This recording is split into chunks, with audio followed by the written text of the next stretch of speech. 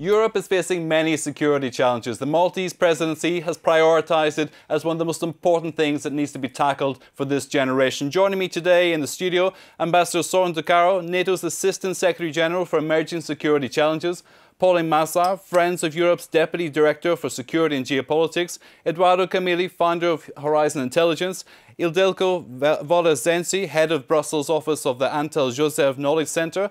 Welcome to all of you. Ambassador, let me start with you first. NATO and the EU are building up a much more sophisticated rapport for cyber defence. What stage are we at with that? We are interconnected in so many ways, but in the cyber domain we are literally interconnected, and we have started our interaction in this field already a long time ago. But since the NATO Warsaw Summit, NATO and the EU have signed a joint declaration of cooperation, and cyber defense is one of the key domains of such cooperation. This is a team sport, and no one alone, none of us alone, can be better informed, smarter and better protected than all of us together. What are the big risks? Is it to infrastructure primarily? Not only. There are attacks that aim at exfiltrating sensitive information, disrupting the functionality of our systems and infrastructure, and in some cases even attacks with potential destructive effects. So what I can say in qualitative terms, we see an increase in intensity, in sophistication of cyber attacks, and we need to keep up with this in constant and while cooperating together. Ildiko Volosensi, what do you see as the key challenges for Europe at the moment? Where is it strong and really where does it need to improve? Generally, what we can say about cyber attacks is that it can be carried out either by a state or by private organizations or private people.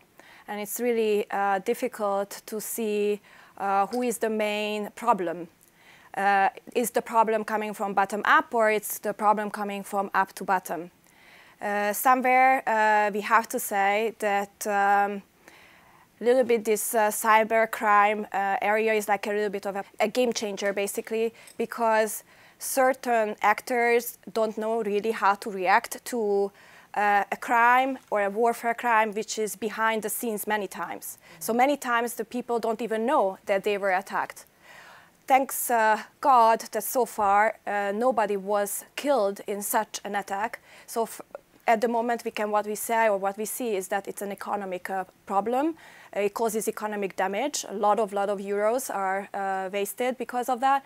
And this is basically the main and biggest challenges for the European Union. Eduardo Camilli, are we dealing more with a private sector concern, or is this a massive public security issue?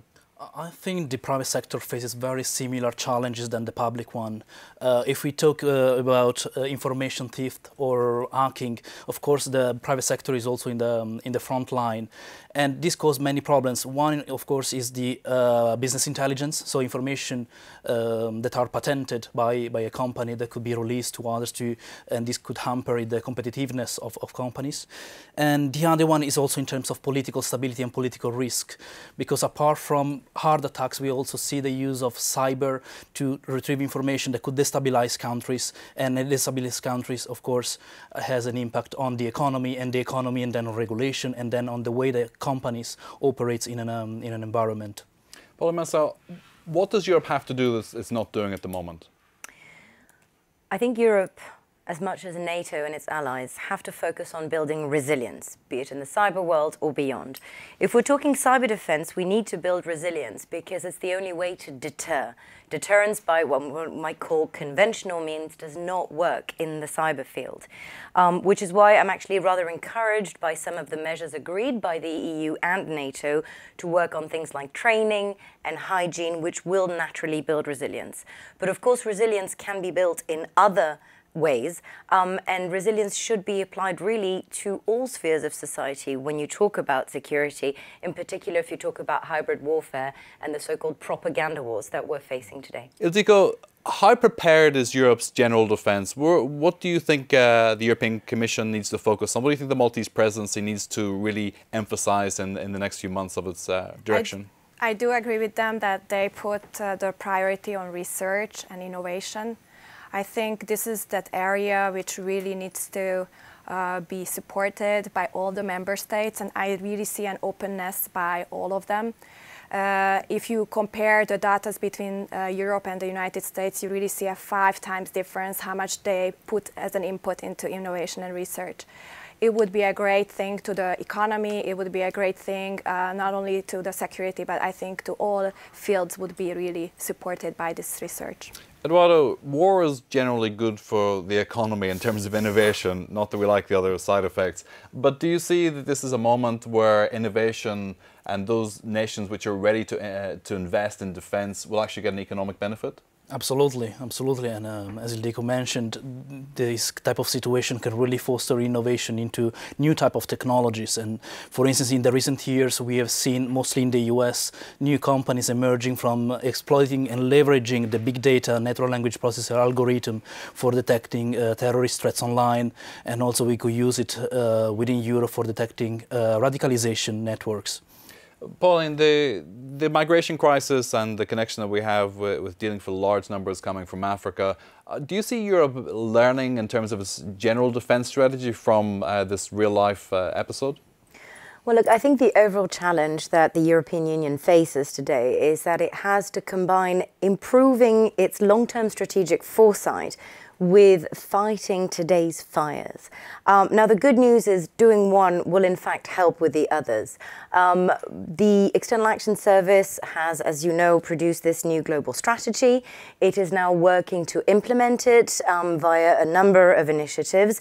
In terms of priorities for this and future presidencies, I would say it is really the concrete implementation of these actions, be it in research, be it in pooling and sharing, be it in development of new capabilities, and be it in the European Union acting really as a catalyst to help its individual member states strengthen their capabilities to do that.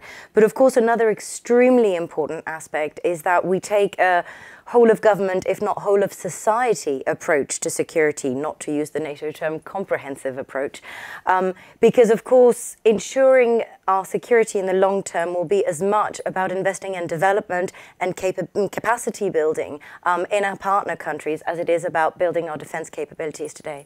Ambassador, President Trump speaks about Europe not pulling its weight, but it depends how you calculate the investment in defence as well. It's not just about the hardware, as Pauline says, it's about the other elements to do with research and investment, but also the soft diplomacy and development aid as well. Is Europe really a leader in defence in these terms? Europe is definitely key in assuring a balanced approach to our security. And in NATO, we have adopted in Wales 3 years ago this defense investment pledge, which means to reach 2% of GDP for defense investment over a period of a decade. It's interesting to note that in the 90s, every ally was investing 2 or more % of GDP for defense, and we wanted to use the opportunity of the peace dividend to actually go down. But frankly, the threat environment that we're facing today obliges us to come back to the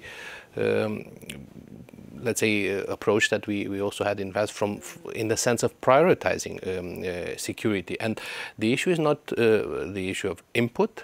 Output is also important. So yes, 2% of GDP for defense is important. I think the extra investment in soft security, and this was one of the key issues, for example, the Munich Security Conference, where ideas were to add another maybe 1% above the 2% for the other aspects, to have a more comprehensive approach.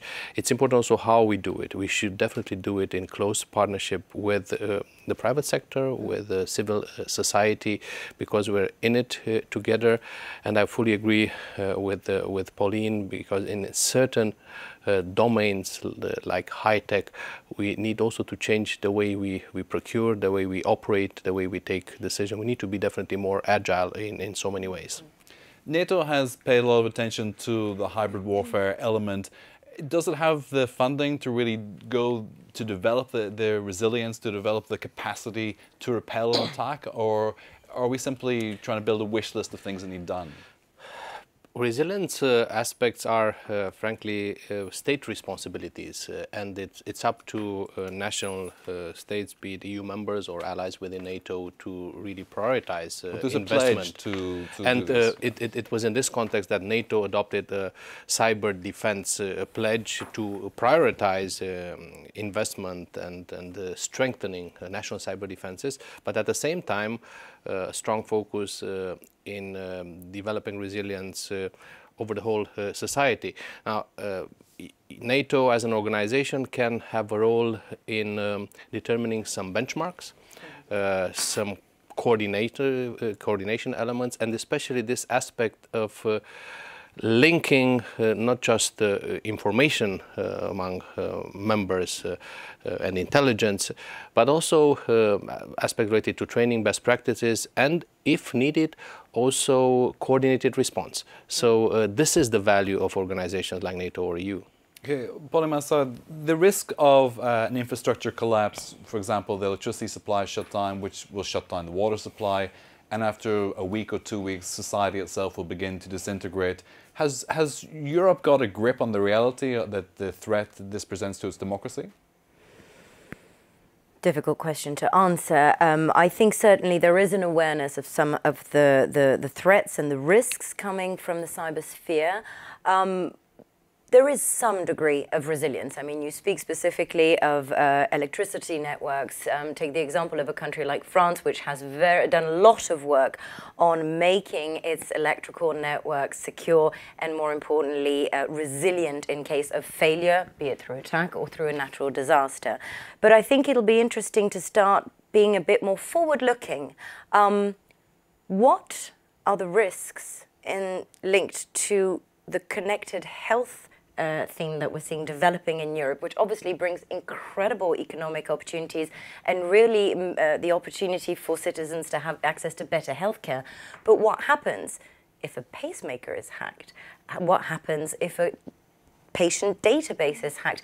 There is so much there, and I believe the EU's only just begun working on it. Certainly it has begun, but there is a long way to go until we reach answers. Eduardo, in a connected society, in a wearable digital society, what happens when it all goes wrong? How do we prevent it?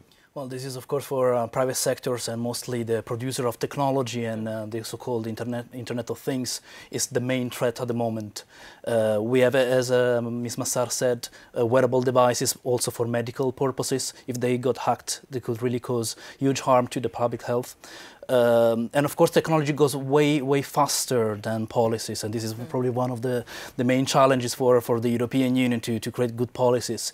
And if you look also a bit forward with the development, for instance, of self-driving cars, this could also be hacked and used for terrorist attacks if we can, create a new threat such as self-driving car ramming or self-driving car bombing. It's a serious threat.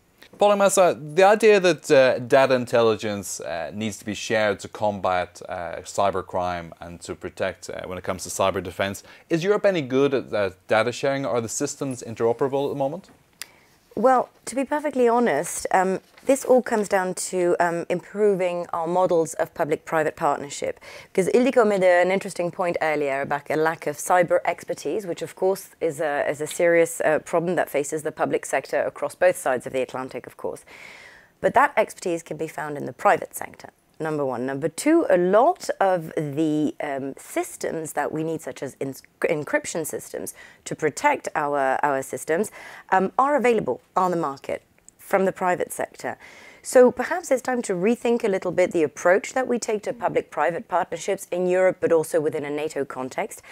And perhaps think of new models of procurement when it comes to cyber defense specifically. Let's finish on the idea of Security Council for Europe. Ambassador, we have some embryonic systems, INTCENT, for example, based at the European Commission External Action Service, this embryonic data sharing. Do you think Europe needs to do more as a union to defend itself in this capacity?